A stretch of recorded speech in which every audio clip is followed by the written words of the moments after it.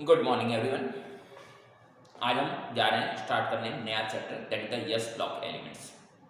Then before starting the S block element we should know that what is the S block element, what are the S block elements.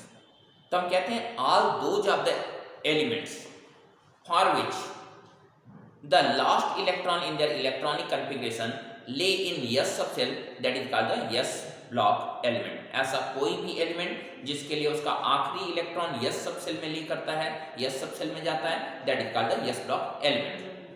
अब अगर हम s block में जाता है तो s block में ये सॉरी s सबसेल में जाता है तो s सबसेल में जाने की वजह से उसका इलेक्ट्रॉनिक कन्फिगरेशन क्या होगा, that will be ns1 to ns2 after the inert gas configuration।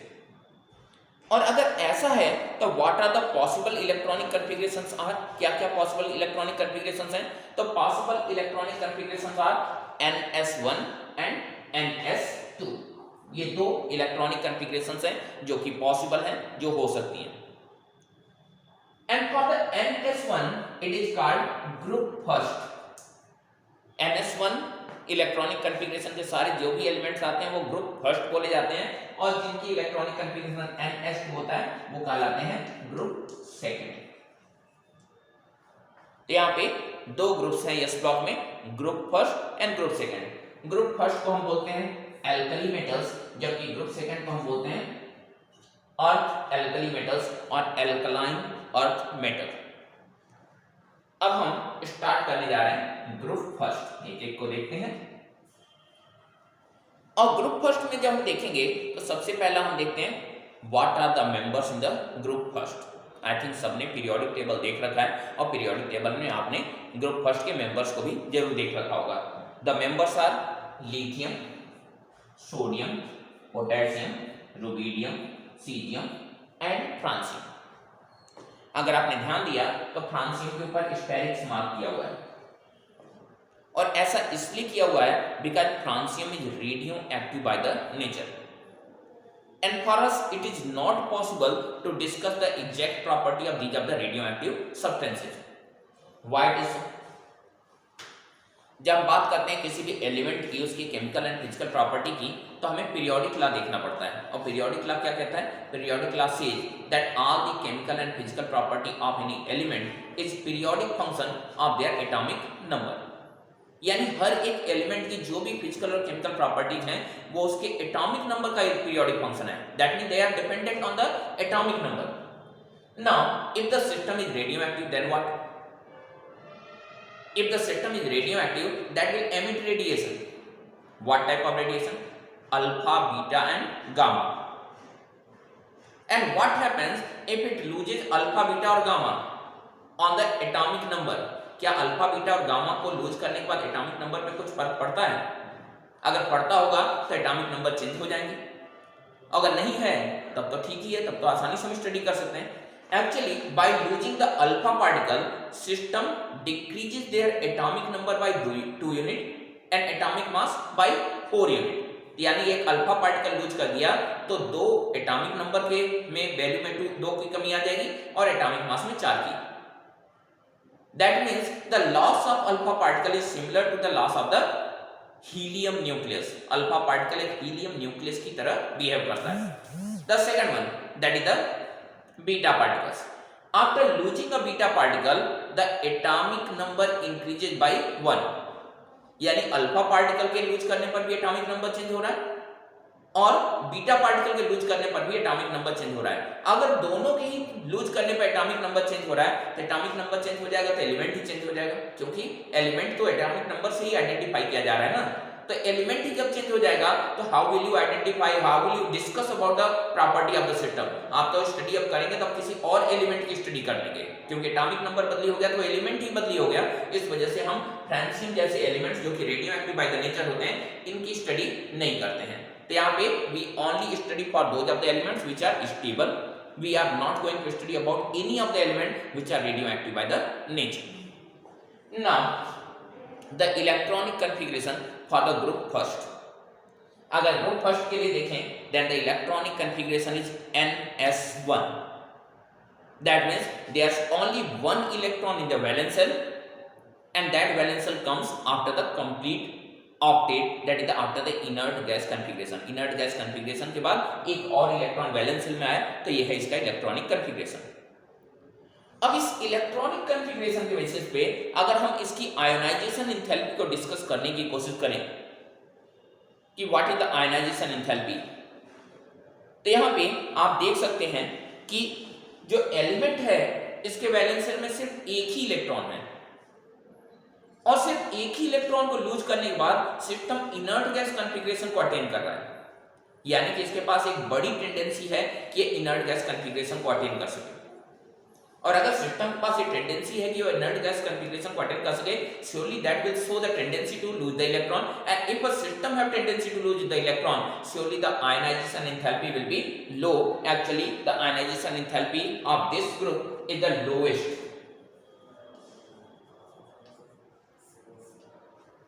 in the period, because just by losing a single electron the system is getting inert gas configuration। और सिर्फ यही नहीं, अपने पूरे पीरियड में सबसे बड़े साइज का भी एटम होता है। बड़ा साइज होने से क्या फर्क पड़ेगा? बड़ा साइज होने से ये फर्क पड़ेगा कि न्यूक्लियस से इलेक्ट्रॉन्स दूर चले जाएंगे, और जब न्यूक्लियस से दूर चले जाएंगे तो आपको मालूम होगा कि F is inversely proportional to R square, that is the force of attraction is inversely proportional to the distance in between the two charges, and here the two charges are the nucleus and the electron। तो इन दोनों के बीच का जो distance है वो ज्यादा हो जाने की वजह से इनके बीच का अट्रैक्शन वीक हो जाएगा और इलेक्ट्रॉन का रिमूवल आसान हो जाएगा। So they have a very low ionisation enthalpy. ये तो हो गया आपका electronic configuration and ionization enthalpy. लेकिन इन एलिमेंट्स को आप ऑब्टेन कहां से करेंगे? What is the source of these other substances? आपको सोडियम चाहिए, पोटेशियम चाहिए, लिथियम चाहिए, कहां से मिलेगा? क्या एटमॉस्फेयर में, एयर में मिलेगा? श्योरली एयर में तो मिलने वाला नहीं, क्योंकि ये तो गैसेस है नहीं, ये सारे के सारे सॉलिड हैं, सारे के सारे मेटल्स हैं। तो क्या ये डिगिंग करके ओर के फॉर्म में मिलते हैं? आपको मालूम है they are the reactive metals, and reactive metals are generally does not survive in the form of ores. उनके लिए मेटलर्जी की जरूरत नहीं पड़ती, वो तो इलेक्ट्रोलिसिस के थ्रू हम गेन करते हैं। यानी कि ये जितने भी सब्सटेंसेस हैं, that is yes block elements, ये सारे के सारे यस ब्लॉक एलिमेंट्स सर्वाइव करते हैं in the form of salt, और ये सॉल्ट्स जनरली मिलते हैं सी में। So you can see the richest source of these are the element, these are the salt, these are the metals are the sea. Maximum sea में बनते हैं, halogen के साथ ये कंबाइन करके एक सॉल्ट का फॉर्मेशन करते हैं, और इन सॉल्ट्स के फॉर्म में ही सर्वाइव करते हैं। फॉर एग्जांपल अगर हम देखें सोडियम को, the well known compound of the sodium is sodium chloride. कितने अमाउंट में अवेलेबल है वो भी आपको मालूम है। So the sodium chloride is easily available in our sea. Similarly, the potassium bromide is also one of the component which is surviving in the form of the salt, that is the salt of the potassium। ऐसा ही आगे के elements, ये दो elements इतने ज्यादा मिलते नहीं हैं, ये तीन एलिमेंट्स ही ज्यादा मिलते हैं। तो यहाँ पे ये सारे के सारे एलिमेंट्स नॉर्मली सॉल्ट के फॉर्म में मिलते हैं, और ये सॉल्ट का जनरल सोर्स जो है, जनरल रिचेस्ट सोर्स जो है, that is the sea. So the source of these are the substances are the sea. ये तो हो गया कि what is the electronic configuration, what is the ionization enthalpy, and what is the source. Now what is the physical property of these of the element? क्या ये physically कुछ खास होते हैं या कुछ खास इनकी प्रॉपर्टी होती है? तो सबसे पहली प्रॉपर्टी हम देखते हैं कलर। और जब हम कलर की बात करते हैं, then what will be the colour of the system? The colour of these of the metals are metallic grey. Metallic grey होने का रीजन आपको मालूम है, इनके जो फ्री इलेक्ट्रॉन्स होते हैं जो कि रिस्पॉन्सिबल होते हैं कंडक्शन के लिए, वो इनमें मेटलिक लस्टर लाते हैं, और कोई ऐसा एक्साइटेशन नहीं हो रहा जिसकी वजह से ये कलर शो कर सकें। इस वजह से ये नॉर्मल मेटलिक ग्रे कलर के ही होते हैं, कुछ खास इसमें कलर नहीं होता। किसी भी सिस्टम के कलर शो करने के लिए पहली कंडीशन क्या होती है? जो 7 कलर होते हैं लाइट में, VIBGYOR, violet, indigo, blue, green, yellow, orange and red, इनमें से कुछ कलर को इलेक्ट्रॉन अपने एक्साइटेशन में कंज्यूम कर जाए तब सिस्टम कलर होता है। अब यहाँ पे ये यस सबसेल में है, वैलेंस सेल में सिर्फ एक ही इलेक्ट्रॉन है, तो यहाँ पे ज्यादा एक्साइटेशन का चांस बचता नहीं है। और जब इलेक्ट्रॉन्स के एक्साइटेशन नहीं होंगे तो कंज्यूम कौन करेगा यार? लाइट को। और जब लाइट कंजम्पशन होगा नहीं तो लाइट कंजम्पशन के लैक में क्या होगा? सिस्टम कलर शो करने के लिए कैपेबल नहीं होगा। So generally they are metallic grey by the color, they does not have a very bright color at all. Now when you will talk about the nature, all of these are metals. Why they are the metals and what are the metals? जब हम बात करें what are the metals, then all those of the species which have tendency to donate electron, to liberate electron, they are called the metals. तो क्या इनके पास tendency to donate electron है? क्या ये इलेक्ट्रॉन को दे सकते हैं? अभी थोड़ी देर पहले हमने आयोनाइजेशन एंथैल्पी पढ़ा और मैंने कहा it have a very low ionisation enthalpy, that means it have a tendency to donate electron. और अगर किसी सिस्टम के पास टेंडेंसी टू डोनेट इलेक्ट्रॉन है, इसका मतलब ये होता है कि वो जो सिस्टम है वो मेटेलिक बाय द नेचर है। So S block elements are not just metallic, they are the strongest metal in this periodic table. इस पूरे पीरियोडिक टेबल में इनसे स्ट्रॉन्ग कोई भी मेटल नहीं होता, because of the low ionization enthalpy, because of the electronic configuration in which electronic configuration they have only one electron in their valence shell, and having one electron in the valence shell, the system have a big tendency to lose them. Now the nature of the hardness, they are the soft metal. जब हम बात करें इनकी hardness की, तो हम कहते हैं कि all the alkali metals are soft by the nature. How will you identify and how will you explain that the system is soft or hard? कोई सिस्टम सॉफ्ट है या कोई सिस्टम हार्ड है, इस बात को हम कैसे एक्सप्लेन करें? इस बात को एक्सप्लेन करने के लिए हम क्या करते हैं, हम इनके इंटरमॉलिक्यूलर अट्रैक्शन फोर्सेज को देखते हैं कि what type of intermolecular attraction forces they are showing. और जब हम इस तरह की इंटरमॉलिक्यूलर अट्रैक्शन की बात करें इनमें, तो इनके केस में कौन सा इंटरमॉलिक्यूलर अट्रैक्शन फोर्स होता है? मेटल्स के केस में, मेटल्स के केस में वान डर वाल force, dipole attraction force, dipole induced attraction force, इस तरह के फोर्सेज नहीं होते हैं। इनके बीच में जो फोर्स लगता है that is called the metallic bond. Actually metals अपने फ्री इलेक्ट्रॉन को डोनेट करने के बाद खुद पॉजिटिवली चार्ज हो जाते हैं, और जब वो खुद पॉजिटिवली चार्ज हो जाते हैं तो दो पॉजिटिवली चार्ज एटम क्या एक दूसरे को अट्रैक्ट कर सकते हैं? अगर हम इस तरह से एटम्स को शो करें, दो पॉजिटिवली चार्ज एटम्स एक दूसरे को अट्रैक्ट क्यों करेंगे? They are not going to attract each other because identical charge repulsion is working between them, so there is no attraction, there is a repulsion in between them. But as they are the conductor, they must have released the free electron, because of that they have become positively charged. अपने free electron को loose करके ही तो ये positively charge हुए हैं। इनके पास वैसे तो न्यूट्रल स्पीसीज हैं, लेकिन जब कॉर्नेल में अपने फ्री इलेक्ट्रॉन्स को ये डोनेट कर देते हैं, तो डोनेट करने के बाद ये पॉजिटिवली चार्ज हो जाते हैं। अब यही इलेक्ट्रॉन जब इनके बीच में आते हैं तो क्या होता है? ये positive charge, negative charge, there will be attraction in between the atom and electron, and same atom and electron और ion and electron you can say. तो इनके बीच में जो अट्रैक्शन होता है, this attraction force is called metallic bond. यहाँ पे इनके बीच में मेटालिक बॉन्ड का फॉर्मेशन होता है। अब यहाँ पे ये मेटेलिक बॉन्ड जितना स्ट्रॉन्ग होगा मटेरियल उतना हार्ड होगा, और ये मेटेलिक बॉन्ड जितना वीक होगा मटेरियल उतना ही सॉफ्ट होगा। अब अगर हम इनकी बात करें तो एटम्स पूरे पीरियोडिक टेबल में सबसे बड़े हैं। बड़े होने की वजह से फोर्स ऑफ अट्रैक्शन वीक पड़ जाएगा, और फोर्स ऑफ अट्रैक्शन वीक पड़ने की वजह से इंटरमॉलिक्यूलर अट्रैक्शन फोर्सेज वीक बनेंगे। दूसरे, after losing the electron they don't have a big tendency to retain the electron again. Electron को डोनेट करने की टेंडेंसी है, साइज बड़ा है, और ऐसा होने की वजह से इनके बीच में लगने वाले इंटरमॉलिक्यूलर अट्रैक्शन फोर्सेज वीक पड़ जाते हैं।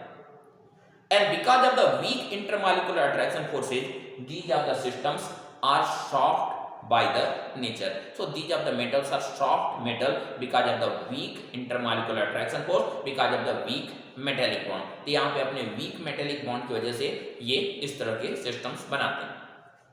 Some other properties when you will talk about the nature of the reactions or some of the other behaviors, then we knew that these of the elements are very much reactive. They react with water vigorously. Actually, they react with the water violently. They are very much violent during their reaction with the water. शायद आप लोगों ने सुना होगा कि sodium के ऊपर पानी को अगर डाला जाए तो पानी डालने पर उसमें आग लग जाती है. नॉर्मली ऐसा हमने सुना, जानते हैं कि किसी जगह पे आग लगी हो, पानी डाल दीजिए आग बुझ जाती है. लेकिन सोडियम के ऊपर पानी डाल देंगे तो बुझी हुई आग जल जाती है. बुझी हुई नहीं जल रही थी तो भी वहां पे आग लग जाती है. And that is due to the vigorous reactivity of the sodium metal. Other elements they lay down the sodium, potassium, rubidium, caesium इनसे भी नीचे रहते हैं. इस वजह से इनकी रिएक्टिविटी सोडियम से भी कई गुना ज्यादा होती है. Atomic radius. How the atomic radius vary through the group. So when you will see the atomic radius, lithium, sodium, potassium, rubidium and cesium. We are not going to talk about the francium, even the trend will be the same. So generally we knew that when we move from top to bottom, when we go through the group, the size increases. That means this is the sequence. That means the size of lithium is smaller than the size of sodium, is smaller than the size of the potassium, is smaller than the size of the rubidium. But when you will compare the variation of the size, how the variation in the size is taking place, you will know that the lithium sodium variation is a bigger variation. The variation in between sodium and potassium is again bigger, but the variation in between potassium and rubidium is not as big as that of the sodium and potassium. Again, in the case of the cesium and francium is again the different. So we are not going to talk about the francium. हम सिर्फ इस rubidium की बात कर रहे हैं कि rubidium के केस में ये वेरिएशंस क्यों इतना बड़ा नहीं होता जितना कि सोडियम पोटेशियम के बीच में होता है, जितना लिथियम और सोडियम के बीच में होता है. अब यहाँ पे लिथियम सोडियम के बीच में कुछ ज्यादा ही बड़ा होता है क्योंकि लिथियम का साइज ज्यादा छोटा होता है, अट्रैक्शन फोर्स से ज्यादा अच्छे से वर्क करते हैं. लेकिन हम इनको देखते हैं तो हमारे पास ये है सोडियम. हम अकॉर्डिंग टू बोर इसे कॉन्फ़िगर कर रहे हैं. Then this is the electronic configuration for the sodium. अगर 1s2 2s2 2p6 कुछ इस तरह से हम इसकी फिलिंग करें तो ये हो जाएगा आपका. This is the electronic configuration for the potassium. There are total 1 2 3 and 4 cells and the number of protons in the center is 19. 19 proton है और इलेक्ट्रॉन्स 4 अलग अलग सेल्स में डिस्ट्रीब्यूटेड हैं. This is the condition for the potassium. If you will see the condition of the sodium, this is the condition for the sodium.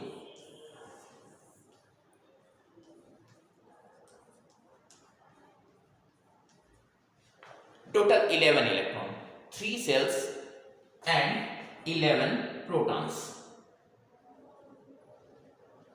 So there's not much variation और regular trend variation, trend swing variation is there. 8 electron का variation दोनों के बीच में है.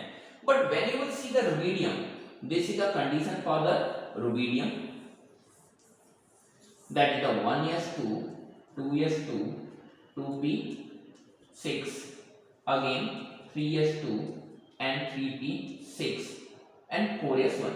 This is the configuration for the potassium. Now when the next electron will come, that will be the 4s2 and 4p6. And after 4p6, that will be 5s. Actually एक electronic configuration ऐसा होता तब तो regular trend में होता, लेकिन ऐसा कुछ होता नहीं है. होता क्या है, आफ्टर द 4s इलेक्ट्रॉन, जब 4s में इलेक्ट्रॉन 2 आ जाते हैं तो बचे हुए इलेक्ट्रॉन अब 4p में ना जाके 4d में जाने लगते हैं.